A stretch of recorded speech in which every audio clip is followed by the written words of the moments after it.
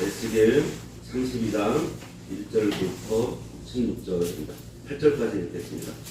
12째 해 12째 달 초하루에 여호와의 말씀이 내게 임하여 이르시되 인자야 너는 애굽의 바로왕에 대하여 슬픈 노래를 불러 그에게 이르라.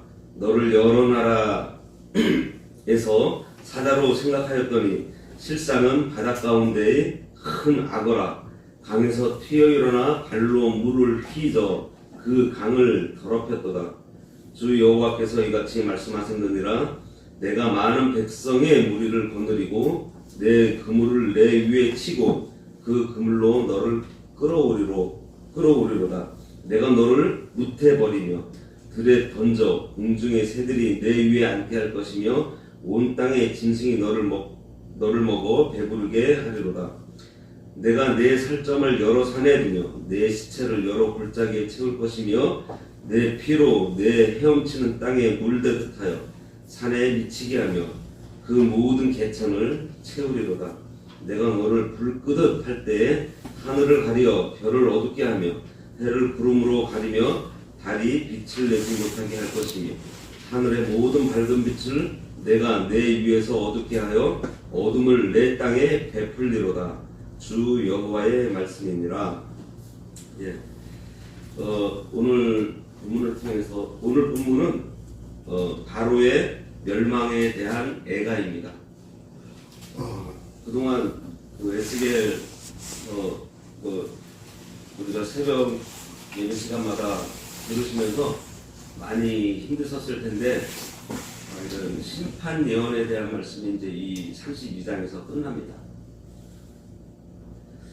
먼저 4장에서 24장까지는 그 유다에 대한 심판, 이스라엘에 대한 심판을 말씀하셨고 25장부터 여기 32장까지는 그동안 그 이스라엘 주변에서 이스라엘을 괴롭혔던 그 주변국들에 대한 심판의 말씀이에요.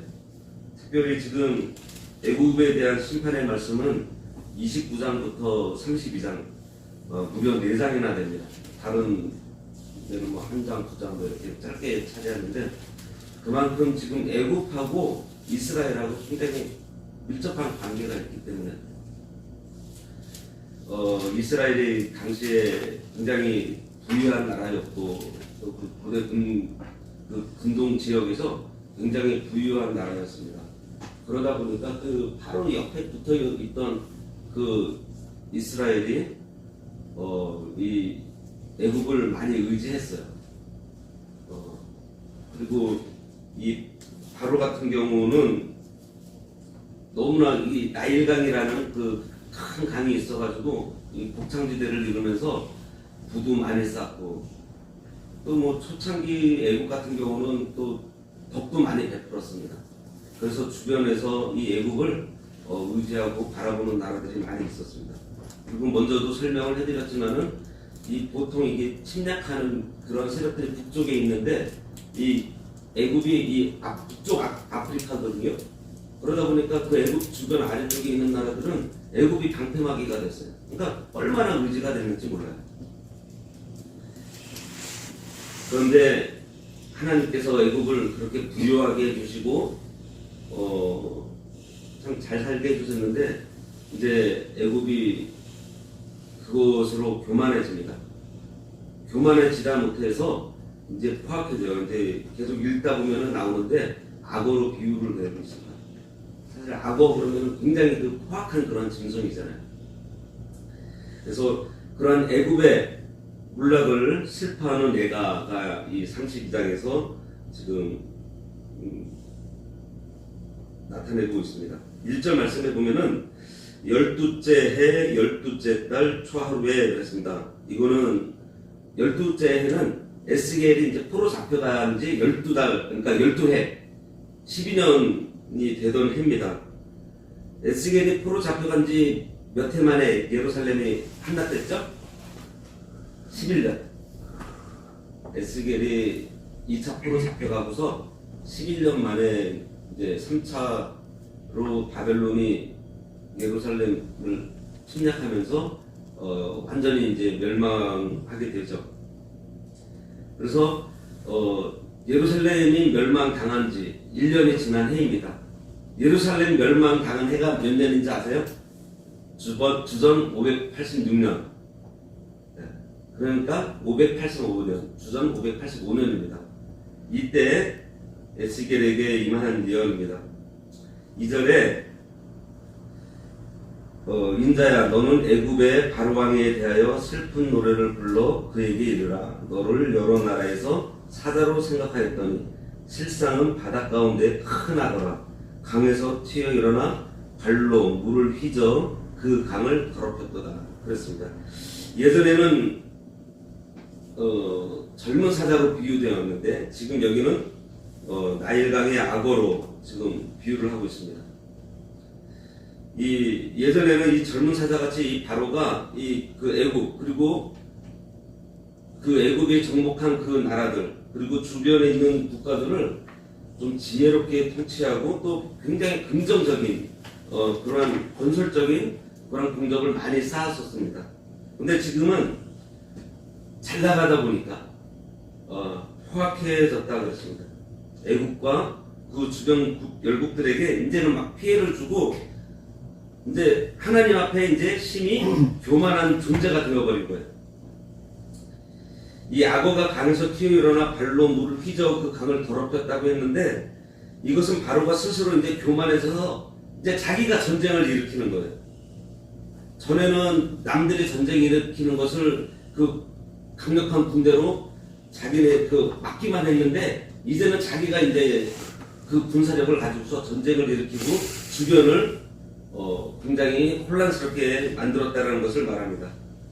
3절에 주 여호와께서 이같이 말씀하셨느니라 내가 많은 백성의 무리를 거느리고 내 그물을 내 위에 치고 그 그물로 너를 끌어오리로다 그랬습니다. 여기서 많은 그물로 친다고 하는 것은 바벨론을 얘기를 합니다. 바벨론이 정복한 그동안 바벨론이 정복한 주변의 나라들하고 바벨론 연합군을 만들어요. 그래가지고 애굽을 칠 것을 말씀하십니다. 그리고서 4절에서는 그 그물로 끌어내가지고 무태다가 이 악어를 올려놓는다라는 말씀을 하세요. 이 악어는 물속에서는 굉장히 민첩하고 진짜 어떠한 적도 없을 정도로 굉장히 강력한 존재지만은 이 땅에 올라오면은 좀 많이 둔해집니다. 바로 그렇게 해서 이 땅에 내동댕이 쳐서 힘을 잃게 만들듯이 철저하게 이 애굽을 멸망시키실 것을 말씀을 드려요. 여기 이제 4절에 보면은 공중의 새들이 와서 먹고 또 온 땅의 짐승들이 먹어서 배를 채운다 이렇게 되어 있습니다. 이 온 땅의 짐승은 아까 앞에도 설명드린 이 바벨론과 연합한 그 군대들, 바벨론을 돕는 그 국가들에 의해서 이 애굽이 망할 것을 얘기합니다. 그래서 어떻게 되냐면은 5절에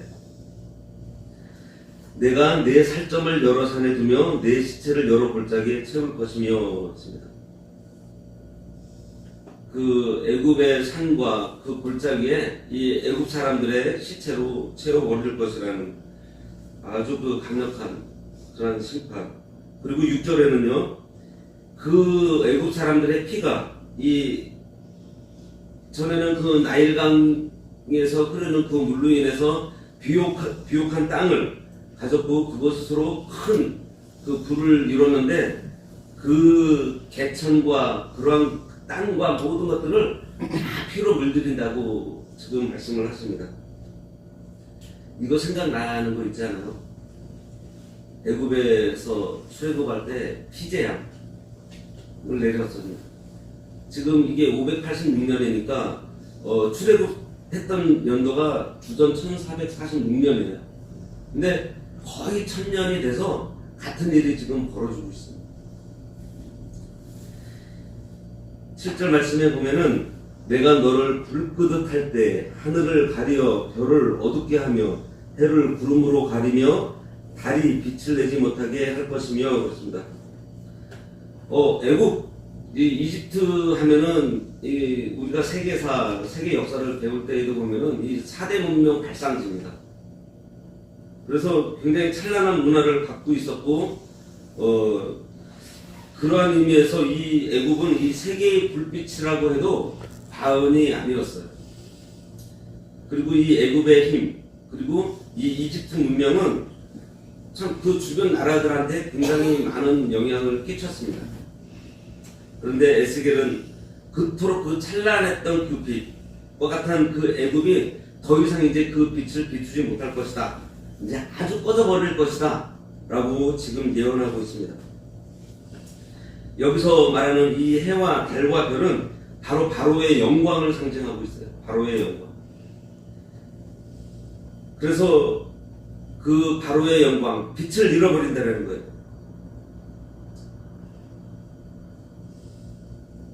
다시는 이 바로가 그 자기 나라의 백성 위에 이제 군림하지 못하게 될 것이고 굉장히 이제 세력이 약해질 것을 얘기를 하고 있습니다. 그래서 그동안 그 애굽에서 가지고 있었던 애굽이 퍼뜨렸던 그들의 문명, 애굽이 제일 많이 퍼뜨렸던 게 뭐냐면은 우상 숭배하는 거였어요. 금송아지. 그 이집트 문명의 그림들을 보면요 여기저기 송아지 그림입니다. 그 영향을 이스라엘도 받은 거고요. 근데 다시는 이제 그 일을 못하게 될 것이라는 말씀을 하고 있는 거예요. 이 8절 말씀은 이 7절과 같은 의미로 바로가 비추었던 그 불빛이 이제 소멸될 때 애굽 전체가 흑암에 쌓일 것을 또 말씀하고 있습니다. 이것도 또 출애굽할 때 애굽이 받았던 그 흑암 재앙이 또 1000년 만에 또 나타나고 있어요. 9절 말씀에 보면은 내가 내 패망의 소문이 여러 나라 곧 내가 알지 못하는 나라들에 이르게 할 때에 많은 백성의 마음을 번뇌하게 할 것이며 내가 그 많은 백성을 너로 말미암아 놀라게 할 것이며 내가 내 칼이 그들의 왕 앞에서 춤추게 할 때에 그 왕이 너로 말미암아 심히 두려워할 것이며 내가 엎드러지는 날에 그들이 각각 자기 생명을 위하여 무시로 떨리로다. 그랬습니다. 이제 애굽이 패망한다는 그 소식에 애굽의 주변 국가들이 전부 다 이제 벌벌 떨게 되었다라는 말씀입니다. 그동안 든든히 지켜주었던 그 애굽이 멸망함으로 해서 우리가 29장에서도 보았듯이 구스 같은 나라는 애굽 때문에 굉장히 편하게 지냈는데 이제 자기들도 이제 침략을 당하게 되었습니다. 그 강대하던 애굽이 철저하게 몰락되는 것, 이것을 보고서 애굽의 주변 국가들 그들도 애굽을 따라하면서 애굽과 같은 이제 범죄를 저질렀던 거예요. 그러니 이제 자기들도 벌을 받을 것을 염려하게 됩니다. 그래서 두려워서 떨 수밖에 없게 될 것을 지금 예언하고 있어요. 그러면서 11절에서 16절에 이 애가 지금 이 32장에서 애가가 이렇게 16절까지 이렇게 있으면서 한 두 부분으로 나눠지는데 1절에서 10절까지 그리고 지금 11절에서 16절을 이렇게 두 부분으로 나뉘는데요. 여기서는 이제 이 10절에서 그 언급되고 있는 이 애굽을 징벌하는 그 춤추는 칼, 이 춤추는 칼이 지금 바벨론 왕의 군대라는 것을 지금 이제 확인시켜주고 있어요. 12절에 나는 내 무리가 용사 곧 모든 나라의 무서운 자들의 칼에 엎드러지게 할 것이며 그들의 애굽의 교만을 패하며 그 모든 무리를 멸하리로다. 그랬습니다.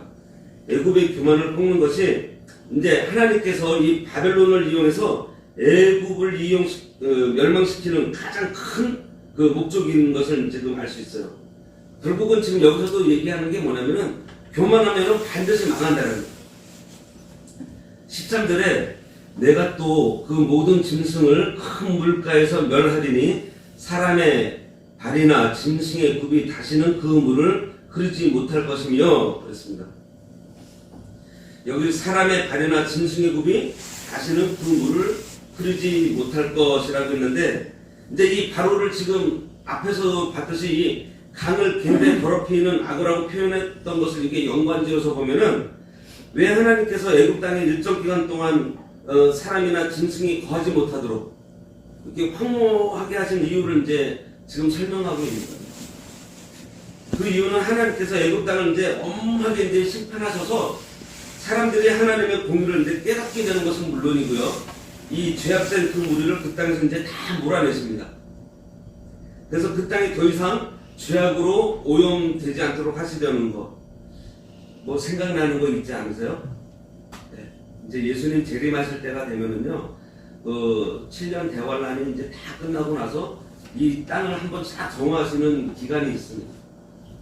마귀도 무적에다 가다 놓으시면서 그런 기간이 있어요. 이제 세상을 정화시키는 그러한, 지금 이제 에스겔서는 예언서이기 때문에 우리가 그때 당시 이제 뭐 주변 국가들에 일어나는 사건들도 있지만은 또 원글을 사는 우리들에게는요, 앞으로 이제 예수님 재림 때에 어떠한 일이 벌어질 거라는 그러한 예언을 또 해주고 계시는 거예요. 14절에 보면은 에스겔은 하나님께서 애굽을 심판해서 이제 교만한 사람들을 이제 다 멸한 다음에 애굽 강물이 이제 맑아져서 이제 기름같이 흐르게 된다라고 말씀을 하세요. 이제 뭐 그동안 그 바로가 강물을 막 요동쳐서 흐트러뜨렸는데 이제 그들이 이제 다 망하고 없으니 이제 그 강이 깨끗해졌습니다. 이 말씀은 우리가 구속사적 예언으로 또 볼 수가 있는데요. 이 기름은 성경에서는 항상 그 하나님의 풍성한 축복으로 이렇게 상징되어 있어요. 뭐 예를 들어 가장 좋은 거, 신명기 32장 13절에 보면은 이런 말씀이 있습니다. 여호와께서 그가 땅의 높은 곳을 타고 다니게 하시며 밭의 소산을 먹게 하시며 반석에서 꿀을 또 굳은 반석에서 기름을 빨게 하시며 라는 말씀이 있어요. 여기서는 궁극적으로 이 메시아 시대의 축복, 그 신약 시대의 복음이 전파돼서 이 구원을 얻는 축복을 지금 여기서 의미를 하고 있습니다. 결국 본문은 메시아의 초림으로 시작되는 이 신약 시대에 애굽, 다시 말해서 이 세상도 이방도 복음이 전파되는 그러한 땅이 돼서 많은 사람들이 구원을 받게 될 것을 지금 말씀하고 있어요. 이 15절에 보면은 내가 애굽 땅이 황폐하여 사막이 되게 하여 거기에 풍성한 것이 없게 할 것이며 그 가운데 모든 주민을 치리니 내가 여호와인 줄을 그들이 알리라. 이는 슬피 부를 노래이니 여러 나라 여자들이 이것을 슬피 부르며 애굽과 그 모든 무리를 위하여 이것을 슬피 부르리로다. 주 여호와의 말씀이니라 그랬습니다. 14절의 말씀대로 이 오랜 세월이 흘러서 이제 하나님께서 정하실 때가 오면은 애굽도 다시 하나님의 은총이 임하게 될 것이지만 지금 에스겔이 지금 예언을 선포할 이 당시에는 그 애굽의 바로와 그 애굽의 그 백성들 그들이 그 행했던 그 악행 이것에 대한 징계는 결코 면하거나 유예되지 않는다는 것이죠. 지금 여기서 그 희망의 말씀, 소망의 말씀은 앞으로 일어날 일이지만은 지금 당장 너희들의 그 악행한 그 벌에 대해서는 반드시 실행이 될 것이라는 그런 말씀입니다. 에스겔은 여기 15절, 16절에서 애굽의 그 멸망을 이제 다시 한번 강조하고 있어요. 16절에서 사람의 생각으로는 절대 그 망하지 않을 것 같았던 이 애굽, 이 멸망하는 것을 보고서 지금 여기서 애굽을 추동하던 나라들을 지금 여인으로 지금 표현을 하고 있는데요. 그들이 이제 슬피 울게 될 것을 말씀하고 있습니다. 우리가 이렇게 이 예가를 우리가 이렇게 보면서 좀 생각해 봐야 될 것이 있는데, 한 나라의 지도자 또 그 어느 단체의 지도자가 될 수 있는 것은요, 그 사람이 능력이 있어서 좀 뭐 뛰어나서 또 욕망해서 세워지는 것이 아니라 이 세상을 주관하시는 하나님께서 세워주셨다라는 거죠. 하나님께서 은혜를 베풀고 또 하나님께서 간섭해 주셨기 때문에 그 자리에 있는 것입니다. 하나님께서는 우주의 창조자이시고 또 이 세상을 역사적으로 진짜 섭리해 가면서 직접 간섭해 가시면서 아주 세세하게 운영해 나가세요. 그러시면서 각 나라마다, 각 단체마다, 또 각 가정마다 하나의 지도자를 하나님께서 다 세우십니다. 그래서 이 세상을 다스리시는 거예요.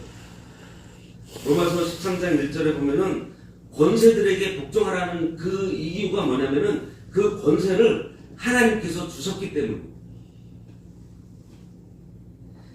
이 호가 호위라는 그 좀 재밌는 말이 있어요. 이게 무슨 말인가 하면은 호랑이의 위세를 빌린 여우라는 말입니다. 실제로는 아무런 능력도 가지고 있지 못하면서 겉으로는 강한 척하는 그러한 사람들을 빗대는 말로 사용되고 있어요. 실제로 이 세계 역사 속에요, 이 같은 신뢰들이 굉장히 많이 있습니다. 지금 오늘 우리가 본 이 애굽의 바로도 같은 경우죠. 그들이 호랑이의 위세를 이용한 여우 같았다라는 것을 우리는 이 성경을 통해서 또 세계 역사를 통해서 우리가 많이 알 수 있습니다. 에스겔을 통해서 하나님의 심판 선언을 듣고 있는 이 애굽의 이 바로 역시 강한 척했지만 그래서 이 남유다를 좌지우지하려고 했습니다. 그 유다가 망하기 바로 전에 지금 하나님께서는 시드기야한테 바벨론 포로 잡혀가고 바벨론을 섬기라고 했는데 시드기야가 어떻게 했어요? 하나님 말씀 어기고서 애굽을 찾아가서 애굽을 의지했다. 그렇게 애굽은 자기의 그 세력으로 이 남유다를 좌지우지하려고 했는데 결국은 애굽은 뭐였어요? 긴 껍데기였다. 여기 나오는 그 호가 호위 여우뿐이었습니다. 인간의 눈에는 이 애굽이 그리고 이 바로왕이 진짜 세상을 뒤흔드는 그 강국으로 보였고 또 강대한 나라를 통치하는 진짜 강자라고 보일지라도 이 교만한 그들은 결국은 우주를 통치하시는 하나님의 그 지배를 받고 있고 또 하나님께서 그들을 주관하시고 계신다라는 것. 그 하나님 앞에 그들은 고작 그냥 세상을 요란하게 하는 불안가밖에 되지 않는다. 하나님의 백성들을 핍박하는 그냥 악한 그냥 불량자로밖에 보이지 않아요. 바로 그 모습이 진짜 우리 세상의 눈으로 이렇게 볼 수 있는 진짜 하나님을 알지 못하는 그 자들의 그토록 두려워하는 강자의 모습이 바로 그 모습이라는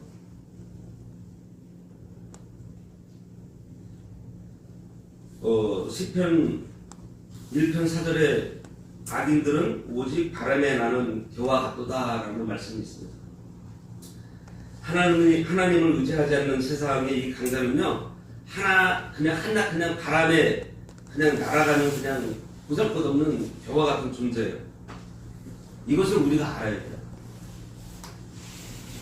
그런데 우리들은 그것을 좀 두려워하고 또 의지하려고 하는 경향이 우리들에게 있습니다. 왜냐하면 우리는 너무 연약해요. 육신의 부패성을 가지고 있기 때문입니다. 사실 오늘 말씀에 이렇게 하나님의 이 말씀을 이렇게 보면은 사실 그 사람들은 그냥 세상을 그냥 요란하게 할 뿐이에요. 시끄럽게 해가지고 우리들이 거기에 우리들을 혼미하게 만듭니다. 하지만 그 사람들은 결국은 하나님 앞에 벌을 당할 사람들이고요. 또 결국 멸망당할 자들이고, 이 세상 강자들의 이러한 실체를 우리 성도들은 분명히 알아야 돼요. 그러면은 그들의 그 빈 껍데기뿐인 그 위세에 우리가 막 물려서 두려워하거나 부러워하는 그런 어리석음에 빠지지 말아야 됩니다. 지금 전 세계적으로 러시아에서 전쟁도 일어나고 경제적으로 어려운 일들이 일어나고 그동안 동맹이었다라는 그런 나라들이 서로 막 배신하고 이러한 막 모습들 보고 강대국들 보고 막 고민들 되잖아요. 아 이러다가 우리나라 어떻게 되냐. 두고 보지 말아요. 이 세상은 하나님께서 하나님께서. 결국은 우리는 어떤 삶을 사는 사람들이에요? 영생을 가지고 있는 영원한 생명. 이 세상에서 벌어지고 있는 일들은요 잠깐 지나면은 끝나고 없어지는 그런 시간. 우리가 영원을 살아가는 영생을 소유하고 있다는 것을 우리가 알고 있으면요 지금 벌어지는 일들은요 나중에 지나가서 추억이 되고 그냥 잠깐 있었던 일로 그냥 끝나는 그러한 일들입니다. 바로 지금 그러한 우리들에게 영생을 주신 그 하나님께서 그것들을 보지 말라는 거예요. 진짜 이 우주를 창조하고 주관하고 섭리하고 있는 나를 바라봐라. 지금 그 말씀을 하고 계시는 것입니다. 기도하겠습니다. 천지를 창조하시고 또 직접 주관하시는 우리 하나님 아버지께서 나의 아버지가 되시는데 우리들은 눈앞에 현실 속에 있는 그 세상 권세를 두려워하고 의지하고 있습니다. 불쌍히 여겨 주시옵소서. 저희들 천지의 주제이신 하나님만 바라보고 하나님의 팔만 의지해서 하나님께 늘 안겨 사는 저희들 될 수 있도록 우리 아버지께서 성령으로 늘 인도해 주시길 바라오며 예수님 이름으로 기도드리옵나이다. 아멘.